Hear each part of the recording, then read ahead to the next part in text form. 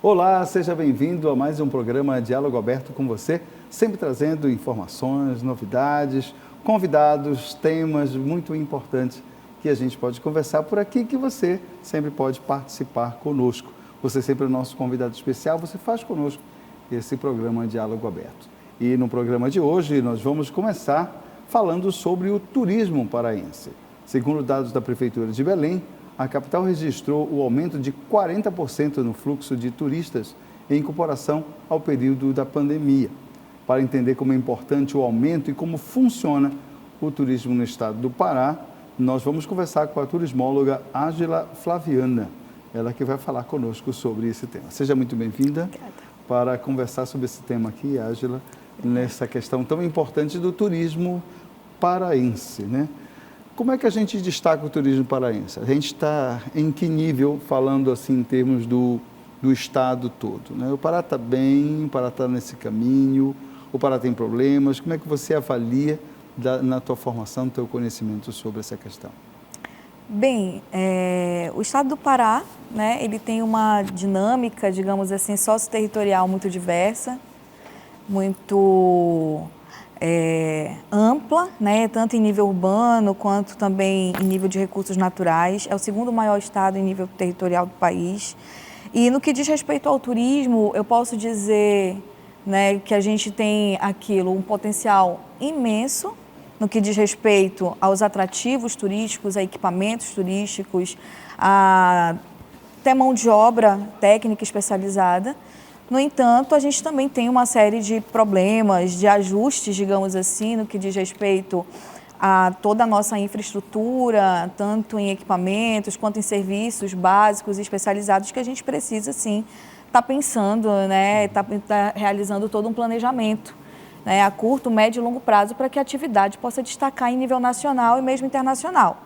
Principalmente agora, né, que o nosso estado, o mundo todo se volta para o nosso estado a respeito das discussões que a gente está tendo e vamos ter nos próximos meses e anos no que diz respeito, né, às condições climáticas e o que a gente está vendo, inclusive, esse fim de semana aqui na nossa cidade. Então, eu enxergo, sim, o nosso estado como um dos estados que merece ter todo esse destaque no que diz respeito à atividade. No entanto, penso que poderíamos estar melhor, digamos assim, né? E o que falta nesse estar melhor, Ágila? Será que falta mais investimento do poder público? Será que falta mais um olhar do empresariado local? Será que falta uma preparação maior da nossa gente também para poder atrair esse turista? Será que falta uma estrutura em termos de rede hoteleira, de restaurantes, entendeu? De manutenção também de espaços? Sim. A gente pode fazer a análise tanto no que a gente chama de nível macro e nível micro, né? No nível macro, eu penso que nível de políticas públicas mesmo, a gente precisa ter esse olhar voltado para o planejamento, para a gestão pública, algo que seja concreto, algo que perpasse, por exemplo, de uma gestão ou estadual, municipal para outra, né? Uma política de Estado que possa se perpetuar, né? E sempre ouvindo a sociedade. Né? Nenhuma política pública ela deve ser uma política só de gabinete, digamos assim. A sociedade ela deve ser ouvida, a população deve ser ouvida no que diz respeito a que tipo de turismo que ela quer que aconteça. Né? Nós temos essa diversidade no nosso estado em eventos, né, em atrativos naturais, culturais, como eu falei para você, e é preciso que o estado construa algo que possa se perpetuar e que a população esteja sempre ali presente, né, para dizer os ditames de como essa política pública ela deve ser feita, né, tanto em nível regional quanto para atrair, né, fluxos nacionais e internacionais. Então, em nível macro, penso que é isso. E em nível que eu digo, no nível empresarial, a gente também precisa, sim, de uma melhor estrutura e a gente observa nesse momento, né, que Belém está passando por esse evento de grande porte, que a nossa capacidade hoteleira, por exemplo, ela está, né, a hotelaria formal, ela já está toda superlotada, né? Tivemos aí uma superlotação na rede hoteleira e grupos de visitantes tendo que procurar, por exemplo, hospedagens alternativas. E olha que foi só 40%. Isso. Então, para 2025, né, para os próximos anos, a gente vai ter que estar revendo esse olhar. E aí, no que diz respeito à cadeia produtiva do turismo, a gente tem que pensar, na verdade, em todo um conjunto, né? Certo. A gente está dando aqui o exemplo da hotelaria, mas a questão do transporte, ele precisa ser, né, bem observado, as vias de acesso. Então, um pouco do que o nosso dia a dia, o nosso cotidiano, a gente tem de problemática, digamos assim, o turista também percebe quando ele vem. Né? E se a nossa população ela é bem atendida, automaticamente qualquer grupo de visitante vai ser bem atendido também. Então, eu penso que principalmente política pública que se efetive, né? Que ela saia do papel, né? E que ela seja sempre revista, revisada, replanejada, de acordo com as dinâmicas também que vão mudando, né, de momento a cada momento. Olha, por exemplo, 3 pontos que a gente sempre ouve muitas vezes de reclamação do turista, né? Isso a gente vê pelas redes sociais principalmente, né? Há um destaque muito grande, por exemplo, falando em termos da capital, né? Para locais que sempre são visitados, né? São destaques, tal, Basílica, aquela área ali daquele complexo onde fica a catedral, onde fica aquela área toda, Estação das Docas, Mangal das Garças, a gente já sabe. Mas há uma reclamação que ela é quanto mais, que envolve esses 3 aspectos. O primeiro é a questão da limpeza urbana. Belém ainda sofre com a questão do lixo, né? Aí não dá para apontar um culpado, acho que é um conjunto de situações que envolve isso, né, que passa pela própria educação, que passa pelo poder público, que passa também por todo um processo que envolve, inclusive, o reaproveitamento desse lixo produzido, né? Então, limpeza urbana é um ponto. O outro ponto é a questão da acessibilidade, né? Nós temos ainda muitas áreas ruins de trafegar, principalmente para quem tem algum tipo de limitação, seja idoso, seja cadeirante, seja pessoas que precisam de uma certa estrutura para poder caminhar, né? Por exemplo, né? E o terceiro ponto que as pessoas falam muito é justamente a falta de conservação, né, das áreas, principalmente de prédios históricos e outras áreas, né? Como é que o turismo ele pode trabalhar nessa situação? Há essa possibilidade de parcerias nesse aspecto ou realmente isso tem que ser do poder público? Como é que isso é construído de uma forma geral por esse olhar, né, do turismólogo, digamos assim, mas esse olhar voltado para esse aspecto? Esses aspectos que você apresentou, o que a gente pode observar é que é uma reclamação corriqueira da própria população, sim, como você mesmo colocou, né? A questão de limpeza, de saneamento. Então, apesar de partir primeiramente das políticas públicas, claro que a gente precisa de todo um contato, digamos assim, uma integração, né, entre moradores, mercado, a própria academia, né, para que a gente possa também fazer atividade de conscientização, para que a própria população, né, ajude tanto nas denúncias quanto na conservação. A questão da própria educação ambiental, ela precisa ser discutida ali desde o nível fundamental até o nível superior, nível técnico. E trazer para aspectos locais, inclusive, né? Perfeito, isso mesmo. Por quê? Porque o visitante, quando chega, é o primeiro olhar. É o primeiro momento, né? É esse olhar, eu vou dizer assim, esse olhar mais panorâmico sobre a cidade. E aí você falou, o Complexo Feliz Lusitânia, né, que é onde está a Catedral da Sé, é um dos pontos mais visitados da cidade, e dentre outros. Então, a questão ali do centro histórico da cidade. Existem uma série de movimentos, inclusive movimentos sociais, que já discutem há um bom tempo essa questão do lixo na cidade, né, essa questão da conservação do patrimônio histórico. Então, tanto a sociedade civil organizada, quanto o poder público, quanto os próprios moradores dessas áreas, é preciso, né, criar grupos de diálogos para que a gente possa ver o que é prioridade na questão, né, de limpeza, conservação, saneamento. A gente sabe que a nossa cidade é uma cidade que é cercada de águas.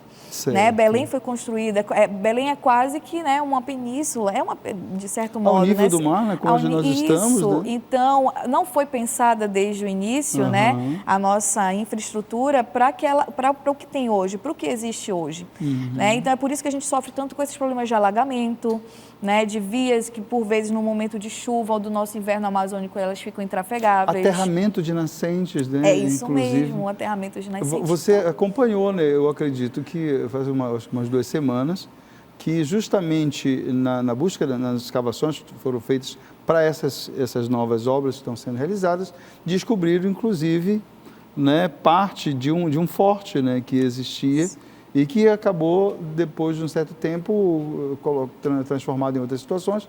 E agora é tão importante para a gente e a gente abandonou isso aí, né? É isso, por quê? Porque entre uma gestão e outra, por vezes, acabou tendo essa falta de zelo, né? E eu não falo só de gestão, mas, por exemplo, o próprio poder público procurar estudos e pesquisas que estão sendo realizadas ou que já foram realizadas nessas áreas, né? De diversas disciplinas, diversas áreas das ciências humanas, na própria administração, enfim, no planejamento urbano, que já apontam, né, as necessidades, as problemáticas e possíveis soluções, né, para esses assuntos. Então, eu penso que assim, é conectar os grupos, né, sociedade civil organizada, a população precisa estar sempre envolvida e o poder público como esse grande articulador e o próprio mercado, lógico, né, o turismo, com certeza, turismo e mercado, o turismo é mercado, mas não só. Então, para que o visitante não dê de cara com essas nossas mazelas, é preciso criar, né, fortalecer esses diálogos e levar esses diálogos para a prática, por meio de projetos, políticas públicas, ações, né, em parcerias. Sim, é possível pensar parceria público-privada ou pensar em parcerias, né, público-público também, privado-privado, que possa ajudar, né, a solucionar todos os problemas da cidade. E quem é que pode capitanear isso aí, Acha? Você acha que a iniciativa privada, ela tem maior interesse? A minha pergunta é a seguinte: a iniciativa privada tem maior interesse, o poder público tem maior responsabilidade e a população é que, na verdade, vai ter esse grande benefício como um todo. Então, de onde deve partir esse... Vamos lá, gente, vamos ter que reunir e vamos ter que fazer. De onde precisa partir? Então, o legal do turismo é justamente essa capacidade de reunir grupos de agentes variados, né? Hoje, por exemplo, existem ferramentas, né? Existem ferramentas públicas que ajudam a gente a ter um diálogo maior com o mercado, né? Nós temos um Conselho Municipal de Turismo, né? Que pode estar fortalecendo, e lá tem representantes do mercado. Mercado da carne, pedra do peixe. Isso. Né? Como é que pode isso aí ser transformado realmente em algo que seja atrativo nesse sentido? Que aí vale a questão da segurança, limpeza, conservação, oferta de produtos, qualidade dessa oferta, né? Porque às vezes você vê a forma como está sendo apresentado ali, dá até medo de ver como isso é apresentado.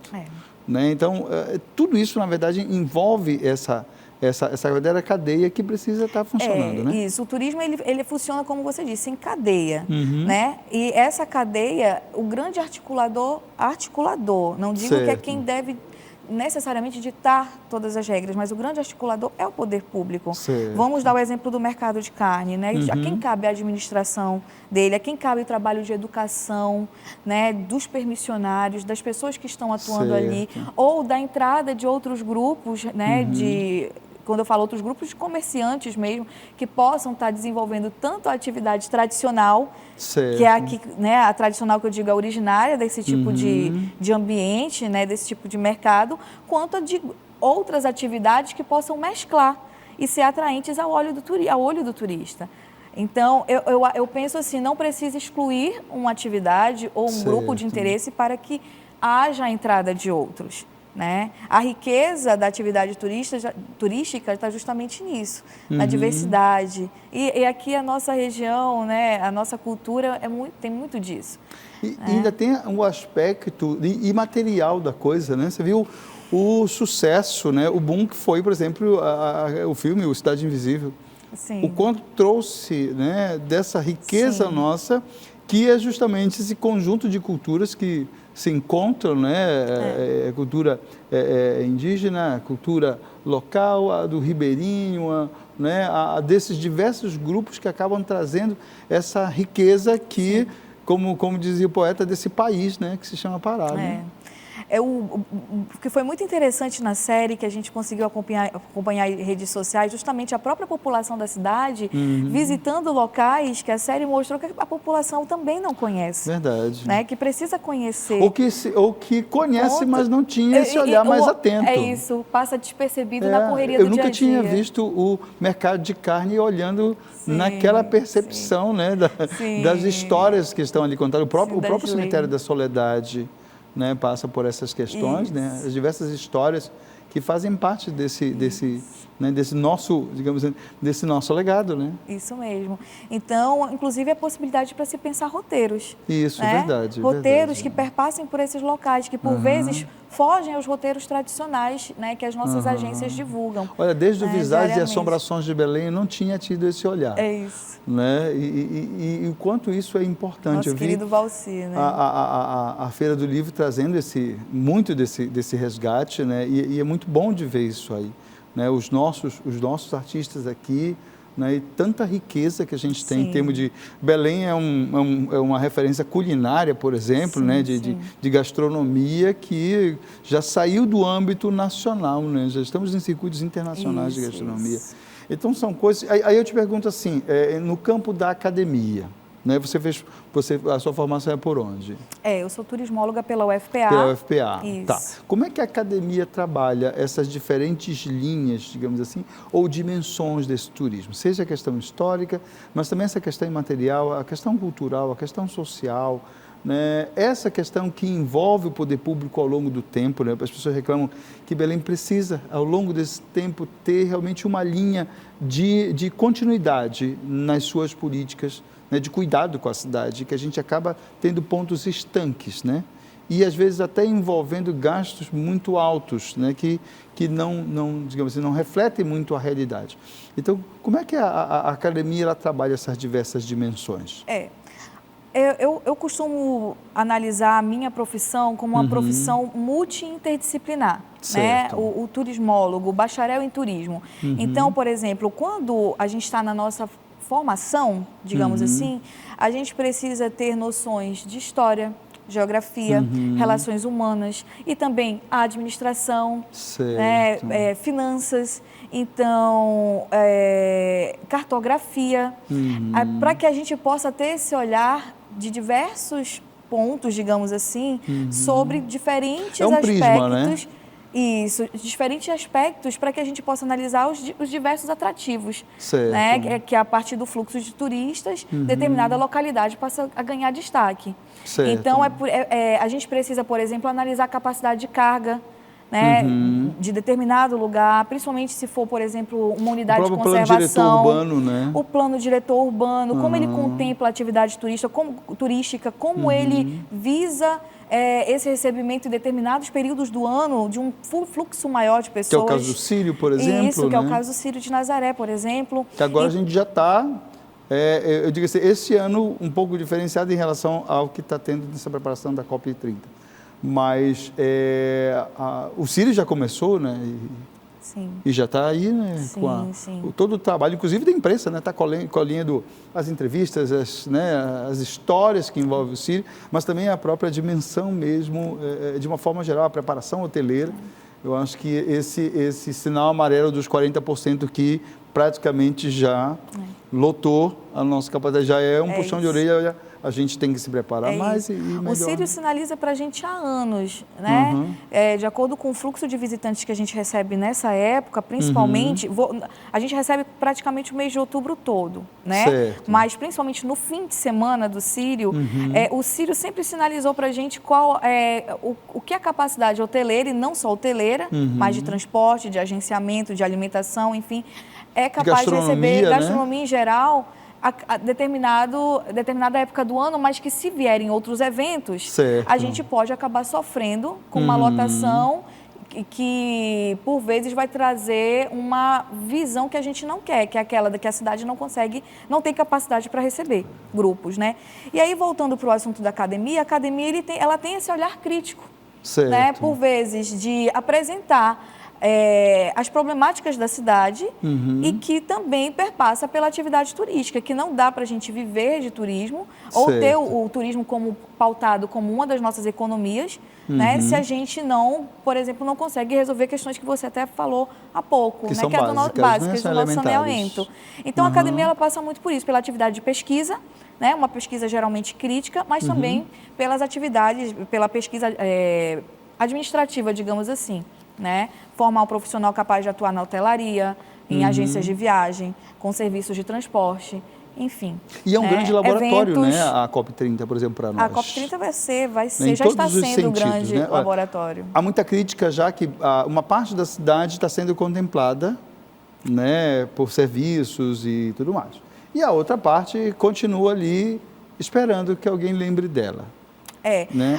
A preocupação em torno disso é justamente isso, a valorização de pontos da cidade em detrimento de outros. E tem que ser visto como um todo, é um grande organismo. Isso, a valorização, né, de uma determinada parcela, né, da população em detrimento de outras. A gente observa que realmente o centro da cidade, ele, por ser a área que concentra a maior parte dos serviços, né, básicos e também turísticos, ele acaba recebendo uma atenção maior. Então, essa crítica ela é válida e ela precisa ser pensada pelas nossas autoridades, mesmo porque o turista hoje ele se informa. A gente vive num período informacional. Não dá mais para E ele procura também, por vezes, né, querer conhecer outras áreas da cidade. E como se deslocar até elas, como ele vai ser recebido nessas outras áreas que também se apresentam como potencialmente turísticas. E aí, quando a gente fala de transporte urbano, é um outro calo que a gente tem, né? Que a gente tem praticamente e tem que dar conta de tudo e não tem o suficiente. E a qualidade do veículo também nesse transporte, a qualidade da via, aí envolve sinalização, fiscalização, é um conjunto de coisas. Mas deixa eu te perguntar, Átila, a gente seguindo já para o nosso término de entrevista, que tinha muita coisa para perguntar aqui, mas não vai dar. Mas eu vou te perguntar assim, em termos de tudo isso, o que você acha que era um ponto de prioridade na hora de organizar essa questão do turismo, principalmente falando da capital paraense, né? De Belém como essa agora, digo assim, esse grande laboratório da COP, mas como você bem lembrou, o Ciro já dá sinalizações há muito tempo de que algumas coisas têm que ser vistas urgentemente. Mas o que você chama assim como prioridade nesse ponto? O turismo, ele primordialmente, originalmente, digamos assim, nem sei se seria o termo mais correto, ele se caracteriza por essa atividade de deslocamento, certo? É você sair do seu local de residência para outro que não é o seu local de moradia, de residência. Então, essa atividade de deslocamento. Quando a gente recebe esses grupos na cidade, na nossa cidade ou em qualquer outra cidade turística, eu não tenho como te dizer uma única necessidade, mas um conjunto de necessidades. Uma delas é você conseguir se deslocar bem do local onde você está, ou um hotel, ou mesmo uma casa de um familiar, pontos, né, para o determinado ponto turístico. E a gente sabe, isso é uma reclamação de longos anos da nossa população, o quão complicado é se deslocar pela cidade, mesmo na área central. Principalmente se depender do transporte público. Isso. Né? E aí, o que para a gente, por exemplo, é tão complicado, uma cidade cercada de águas, onde você mesmo falou, a gente tem uma dependência imensa de um único modal de transporte. Né? Então, a gente precisa valorizar nossas dinâmicas nos rios. E nós temos toda uma população, eu posso ainda dizer, de cunho ribeirinho, que nos mostra todos os dias essa dinâmica. Né? Porque Belém não é só a parte continental, nós temos uma Belém insular de um potencial turístico imenso que também precisa ser ouvida, assistida. Então, temos várias coisas, né? várias situações, várias problemáticas, mas talvez para dar destaque hoje seria a nossa capacidade de circulação pela cidade, para que a gente consiga mostrar outros pontos para esse público que vem, né, nos visitar, que também são potencialmente turísticos e que tem toda uma população que também quer trabalhar com atividade turística. Então, talvez, pensando na infraestrutura de transporte, diversificando essa infraestrutura de transporte, a gente já esteja a meio caminho. A outra coisa é a gente pensar também na nossa infraestrutura hoteleira, né, e verificar, né, junto não só aos grandes hotéis, mas também, né, aos pequenos, aos micros, né, empreendedores, como eles estão preparados e capacitados para receber né, os grupos que estão vindo. Ok, Ângela, eu acho que em resumo da nossa conversa e olhando às vezes tudo que nós temos, eu acho que uma palavra é preciso, eu acho que trabalhar, né? A primeira eu acho que é a responsabilidade de todos esses que podem ajudar Isso. a compor, né, um grande plano de trabalho que envolve todas as questões que a gente falou, e a outra é a humildade de aprender uns com os outros também, Com né? certeza. Eu acho que, e eu queria só destacar, né, finalizando a nossa entrevista, o que eu estou acompanhando lá da Jornada Mundial da Juventude em Lisboa, né, e a quantidade de eventos e de organização, de preparação na cidade, né, para receber tantos e tantos peregrinos. Sim. Aí.